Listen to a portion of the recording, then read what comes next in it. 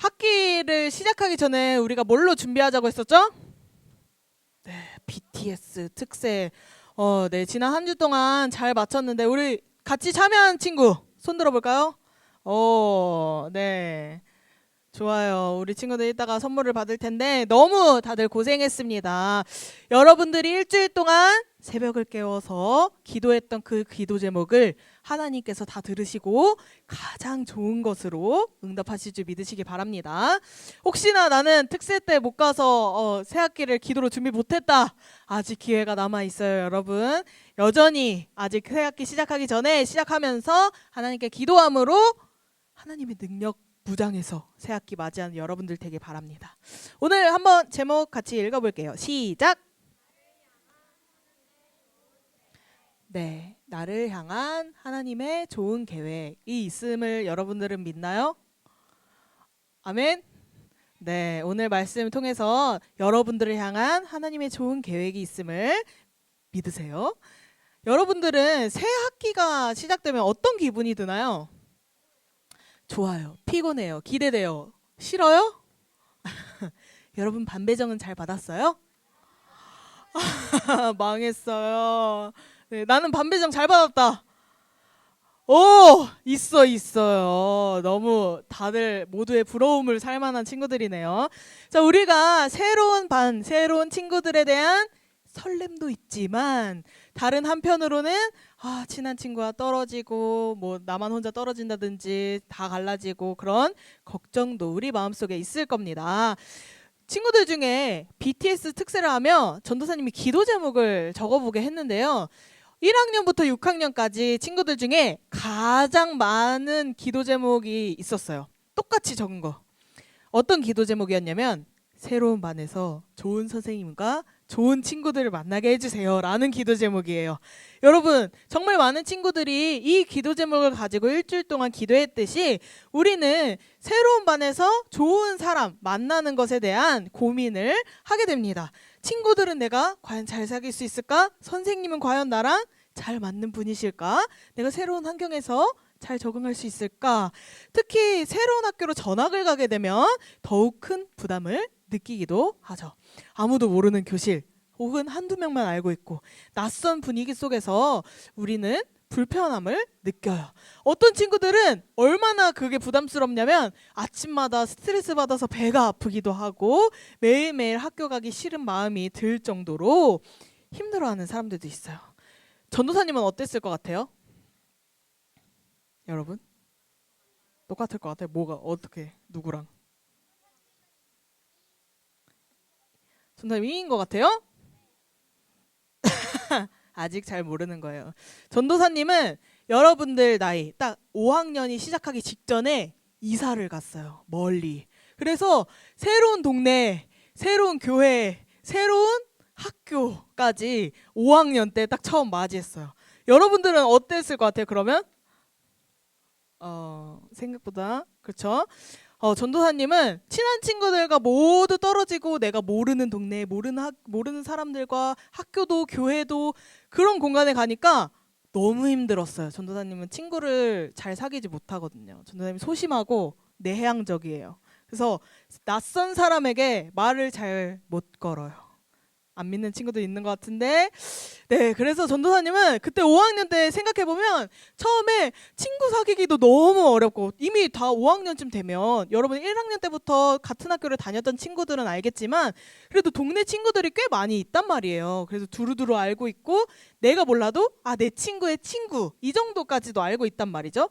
근데 5학년 때 완전 낯선 동네 낯선 학교를 가니까 친구 사귀기가 너무 힘들었어요. 그래서 처음에는 학교도 혼자 다니고 교회도 혼자 다니고 그랬었어요. 시간이 지나면서 또 한두 명 친한 친구가 생기고 단짝 친구가 생기고 그래서 점점 시간이 갈수록 좋았지만 막 전학하자마자 그때 불안하고 두려웠던 그 기억은 여전히 전도사님 마음속에 남아있을 정도로 컸던 기억이 있습니다. 그 이후로도 뭐 한 학년 올라가고 중학교 가고 고등학교 가면서 친구들과 헤어지는 것은 전도사님에게는 너무 힘들었던 일인 것 같아요. 물론 우리 친구들 중에서는 전도사님처럼 이렇게 힘들어하고 어려운 친구들도 있겠지만 별거 아니라고 생각하고 기대하고 즐거워하는 친구들도 분명히 있을 거예요. 그런데 우리가 새 학기뿐만이 아니라 예상하지 못한 변화 속에서 불안함과 두려움을 느끼게 돼요. 처음 가는 곳, 익숙하지 않은 환경, 내가 생각해보지 못한 그런 상황들은 우리를 좀 불편하게 만듭니다. 아마 내 성격이 내향적이거나 소심하다면 더 크게 느껴본 적이 있을 거예요. 그럴 때마다 우리는 생각하죠.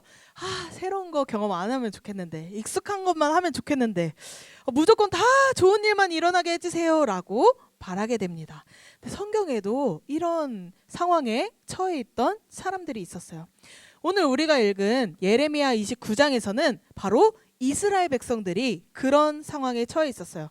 자신의 뜻과 상관없이 낯선 땅에 가서 살게 된 거예요. 그들은 두렵고 불안한 마음이 들었어요. 그리고 이 상황을 빨리 벗어나고픈 생각밖에 없었어요. 이때 하나님이 이스라엘에게 들려주신 말씀이 있습니다. 여러분, 오늘 우리가 그 말씀을 통해서 하나님이 이렇게 두렵고 불안한 이스라엘에게 어떤 말씀을 하셨는지를 듣고 새로운 학기를 시작하는 우리에게는 어떤 말씀을 해주시는지 잘 기억하면서 이 말씀 가지고 새 학기 개학하는 여러분들 되기를 바랍니다. 이 예레미야 29장은 전도사님이 일단 그림으로 표현해봤어요. 어떤 상황인 것 같나요? 네, 맞습니다. 포로로 끌려가고 있어요. 어디로? 바벨론이라는 나라에 이스라엘 백성들이 포로로 끌려가고 있어요. 바벨론이라는 나라는 이방 나라인데 좀 크고 힘이 강한 나라였어요. 이 바벨론이 이스라엘을 가지기 위해, 점령하기 위해 계속 공격을 해왔어요. 공격하면 이스라엘은 부족하니까 지고, 그러면 포로로 몇 명씩 계속 끌고 가는 그런 상황 속에 있었어요. 그래서 이렇게 포로로 끌려간 이스라엘 백성들은 그때부터 이제 바벨론이라는 낯선 곳에서 살게 됐는데 이스라엘 백성들에게는 너무나 어렵고 힘든 일이었어요. 그냥 다른 나라로 이사 가서 사는 게 아니라 심지어 전쟁에서 져서 포로로 끌려온 상황이잖아요. 자신들의 집도 없죠. 가족들과도 떨어지죠. 그리고 하나님께 예배드리던 그 성전도 사라졌어요. 없어요. 그래서 이스라엘 백성들은 이곳에서 이제 어떻게 살아야 하나 걱정과 두려움이 가득했어요. 우리도 아마 내가 원하지 않은 상황, 내가 예상하지 못한 상황이 찾아올 때 우리도 이렇게 이야기를 합니다. 하나님, 왜 저에게 이런 일이 일어나나요? 언제 이 일이 빨리 끝나서 다시 좋아지게 될까요? 이렇게 물어요. 근데 이스라엘 백성들도 마찬가지였어요. 그들은 바벨론에서 언제 벗어나서 다시 예루살렘으로 돌아갈 수 있을까 하며 초조해했어요. 여러분, 항상 성경에서 보면 이렇게 어려운 상황이 생길 때마다 등장하는 나쁜 사람들이 있어요. 여기에도 거짓 선지자들이 굉장히 많았어요. 이 거짓 선지자들은 어떤 말을 전했냐면, 여러분 걱정하지 마세요. 우리는 곧 예루살렘으로 돌아갈 수 있습니다. 하나님이 바벨론을 무너뜨리시고 우리를 다시 회복시키실 거예요. 이런 이야기를 전했어요. 여러분, 이 말을 여러분들이 포로로 끌려갔다 생각하고 이 말을 들었으면 어땠을 것 같아요? 좋을 것 같지 않아요? 네. 우리 금방 돌아갈 수 있구나. 하나님이 우리 지켜주시겠구나. 우리 이제 다시 집으로 돌아갈 수 있어 라는 희망을 품겠죠. 근데 이 말이 사실은 거짓말이었어요. 하나님은 이런 말씀을 하신 적이 없었어요. 거짓 선지자들이 하나님 말씀이 아닌데 이스라엘 백성들에게 헛된 희망을 품어주기 시작한 거예요. 괜히 어려운 상황에서 너 힘들지? 위로해주고 괜찮아. 하나님이 금방 도와주실 거야 하면서 자기 말을 믿게 만들었어요. 근데 하나님의 뜻이 아니었죠. 이스라엘 백성들은 너무나도 간절하게 듣고 싶고 바라던 일이라 들은 사람들도 분명히 있었을 거예요. 그런데 하나님은 저 거짓 선지자들의 말이 아니라 우리가 읽은 이 예레미야가 사람 이름이에요. 예레미야 선지자를 통해서만 하나님이 말씀하셨어요. 너희는 바벨론에서 집을 짓고 정착하여 살아라. 결혼도 하고 자녀를 많이 낳으며 번성하여라. 그리고 너희가 살고 있는 그 땅의 평안을 위해 기도해라. 이렇게 말씀하셨어요. 근데 여러분들이 만약에 포로된 백성이라고 생각한다면 이 두 선지자의 말을 듣고 누구 말을 믿고 싶을 것 같아요? 첫 번째 선지자는, 거짓 선지자는 너네들 금방 돌아갈 거야. 하나님이 너네 금방 구해주실 거야 라고 말하는 거고, 두 번째는 너희 바벨론에서 정착해서 살아야 돼. 여기서 자녀도 낳고 그 자녀들도 결혼시키고 여기서 농사 짓고 이렇게 살아야 돼 라고 얘기하는 거예요. 누가, 여러분들이 그냥 딱 들었을 때는 누가 하나님의 뜻 같아요? 너무 1번 같죠? 내가 기다리던 일이잖아요. 그리고 하나님 회복시키신 하나님 맞잖아요. 그럴 것 같단 말이죠. 그래서 그 사람들도 굉장히 혼란스럽고 당황했어요. 그래서 성경에 보면 예레미야가 이런 거짓 선지자들과 굉장히 많이 싸웠다고 해요. 심지어는 하나님은 우리를 끌고 온 바벨론의 평안을 위해서 기도하라 그래요. 이 바벨론이 잘 되도록, 평화롭게 이루어지도록 기도하래요. 여러분, 여러분을 괴롭히는 사람이 잘 되도록 기도해 본 적 있어요? 나를 때리고 괴롭히는 친구를 위해서 기도해 준 적 있어요? 하나님, 이 친구가 나중에 커서 잘 되고 모든 것이 평안하고 이렇게 기도해 본 적 있나요? 되게 쉽지 않거든요. 이거는 어른이라고 할 수 있는 게 아니에요. 이건 내 마음이 진짜 부글부글 막 끓으면서 하나님 이 악물고 이렇게 하면서라도 하기가 힘든 게 바로 이런 거예요. 근데 하나님은 그걸 원하셨어요. 왜 하나님은 이스라엘 백성들을 구원해 주시겠다는 말씀이 아니라 너네 바벨론에서 잘 살고 있으렴, 너네 바벨론에서 열심히 최선을 다해서 농사짓고 자녀 낳고 이렇게 해서 살고 있으렴, 왜 이런 말씀을 하셨을까요? 하나님은 이 말씀이 하고 싶었던 거예요. 바벨론에서도 하나님의 계획이 이루어짐을 알려주신 거예요.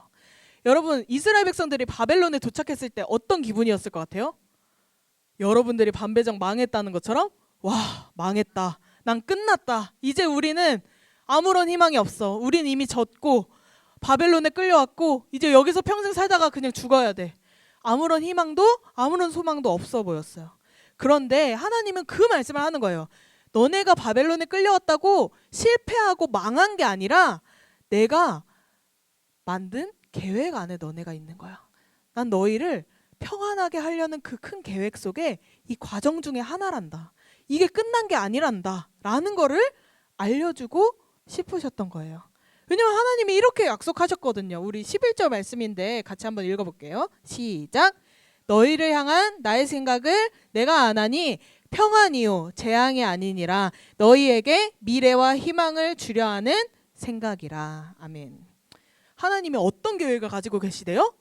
평안의 계획을 가지고 계신 거예요. 재앙을 주신 게 아니에요. 너네 다 망해라 하고 바벨론에 끌려가게 그냥 두신 게 아니에요.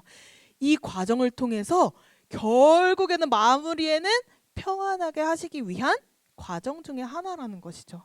하나님이 미래와 희망을 주시기 위해 지금 바벨론에서 살게 하시는 거예요. 그 과정 중에 하나임을 알려주신 거죠.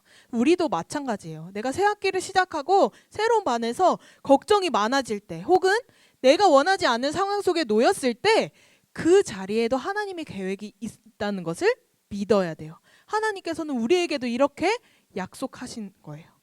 우리에게 주신 것은 평안이요 재앙이 아니니 너희에게 미래와 희망을 주려 하는 생각이라. 우리에게 어려운 일이 있어도 하나님은 결국에는 우리의 평안을 위해 주신 거예요. 여러분들이 그 사실을 기억해야 합니다. 이스라엘 백성들은 바벨론에서 소망이 더 이상 없다고 생각했어요. 하지만 하나님은 그들이 절망 가운데 있을 때에도 나는 너희를 버리지 않는단다. 나는 여전히 너희를 위한 계획을 가지고 있다. 그리고 그 계획은 너를 평안하게 하고 너희에게 소망을 주는 거란다. 이렇게 말씀하고 계신 거예요. 우리도 마찬가지예요. 우리도 왜 이런 일을 겪고 있는지, 언제 끝나게 되는지 고민하고 불안하게 될 때가 있어요. 하지만 우리가 이해하지 못하는 상황에서도 하나님은 우리를 향한 좋은 계획을 가지고 계심을 믿어야 합니다. 자, 여러분 여기서 맞는 내용을 한번 찾아볼까요? 네, 맞아요. 사실 전부 다예요. 우리 일단 전도사님이 두 번째 것까지 얘기해 줬죠. 절망 가운데 하나님 함께 하세요. 여러분, 이스라엘 백성들이 바벨론에 있었을 때 하나님이 이스라엘 버려두셨을까요? 이스라엘 떠나셨을까요? 아니요. 그 가운데 함께 계셨어요. 왜요? 하나님의 계획 속에 있었다 그랬잖아요. 바벨론에서도. 그리고 그들에게 평안을 주시기 위해 바벨론에 사는 것은 그 과정 중에 하나라고 했어요. 그들을 향한 좋은 계획을 가지고 계셨어요. 그다음에 이제 3, 4번을 볼 건데 우리 읽진 않았지만 예레미야 29장 12절 13절을 한번 보겠습니다. 12절 13절. 하나님은 우리에게 말씀하세요. 자, 절망 가운데 있지만 우리와 함께 계시고 우리를 향한 좋은 계획을 가지고 계시는데 그럼 우리는 어떻게 해야 하느냐? 하나님을 부르면 하나님이 우리의 기도를 들으시고 온 마음으로 하나님을 찾으면 하나님을 만날 수 있다고 하셨어요. 우리가 어려운 순간에도 포기하지 않고 하나님을 믿고 기도해야 하는 이유가 바로 여기 있어요. 하나님을 찾고 기도할 때 하나님의 계획이 이루어지기 때문이에요. 우리가 그 자리에 있지만 하나님을 찾고 하나님께 기도를 해야 돼요. 그래야 하나님의 뜻을 알고 하나님의 계획이 이루어짐을 알 수 있어요. 그래서 이런 고난의 상황이 바뀌지 않아도 달라지지 않아도 재앙이 아닌 평안의 계획임을 알 수 있는 것이죠. 바벨론에 있는 이스라엘 백성들도 하나님을 찾고 기도했을 때 결국 하나님의 계획대로 회복될 수 있었어요. 그게 비록 빨리는 아니지만 우리도 마찬가지예요. 우리가 새 학기를 시작하면서 두려움과 걱정이 생길 수 있지만 하나님은 우리에게 평안과 희망을 주시는 분이라는 것을 꼭 기억했으면 좋겠어요. 하나님은 우리에게 절망과 재앙을 주시는 분이 아니라 평안과 희망을 주시는 분임을 기억하길 바랍니다. 여러분, 그래서 이스라엘 백성이 바벨론에서 몇 년 동안 살았다고 하나요? 70년. 정말 길었겠죠. 70년 동안이나 바벨론에서 살게 하셨어요. 금방 돌아가게 해주겠다는 약속이 아니라 그곳에서 인내하며 충실하게 살아가라고 말씀하셨어요. 이것이 바로 하나님의 계획이에요. 하나님은 우리가 때로는 이해할 수 없는 시간을 지나가게 하시지만 그게 재앙이 아니라 평안을 위한 과정이라고 말씀하세요. 여러분은 뭐 그렇다고 해서 70년 동안 어려움을 겪는다 이런 말은 아니에요. 하지만 내가 생각했던 것보다 내가 계획했던 것보다 어려움들이 길어질 수 있어요. 하지만 어려움이 길어지더라도 그것은 평안을 위한 계획이다라고 하나님의 계획이다라고 여러분들이 생각해야 돼요. 우리가 그 과정 속에서 우리는 기다림과 인내와 순종을 한다면 하나님은 우리를 더욱 단단하게 만드시고 우리의 믿음을 성장시켜 가실 거예요. 때로는 우리가 처한 상황이 희망이 없어 보이고 여러분 반배정이 망한 것처럼 그 속에 우리가 다 끝난 것처럼 보이지만 그 속에는 하나님의 선하신 계획이 있음을 여러분들 모두가 믿기를 바랍니다. 우리가 또 새로운 반에서 친구랑 다 떨어졌어도 그 안에서 또 좋은 친구를 사귈 수도 있고 좋은 선생님을 만나게 될 수도 있어요. 하나님이 어떻게 계획하셨는지 우리가 알지는 못하지만 그 안에서 순종하는 여러분들 되길 바라요. 그 안에서 하나님의 백성답게 기도하며 살아갈 때 여전히 우리와 함께 하시고 선한 길을 이끄시는 하나님을 만나게 될 거예요. 해결되지 않고 이해되지 않는 문제들이 우리를 힘들게 할 때에도 하나님이 나와 함께 하심을 기억하기 바랍니다. 어려움 속에서도 원망하거나 불평하지 않고 하나님이 허락하신 그 자리에서 최선을 다하며 살아가는 것이 중요해요. 때로는 즉각적인 응답이 오지 않을 수 있어요. 하지만 우리가 믿음으로 견디고 하나님의 계획을 끝까지 신뢰하면 결국에 하나님이 좋은 길로 인도하실 거예요. 하나님이 바벨론에서도 이스라엘 백성을 버리지 않았듯이 우리도 어디에 있든지 무엇을 하든지 항상 하나님이 함께 하실 거예요. 그러니 여러분 새로운 학기 혹은 새로운 자리에서 두려워하지 말고 하나님만 의지하는 여러분들 되기를 바랍니다. 그리고 그 속에서 평안을 주시는 하나님의 뜻을 믿으며 감사하며 기도함으로 새 학기 맞이하는 여러분들 모두가 되기를 주님의 이름으로 축복합니다.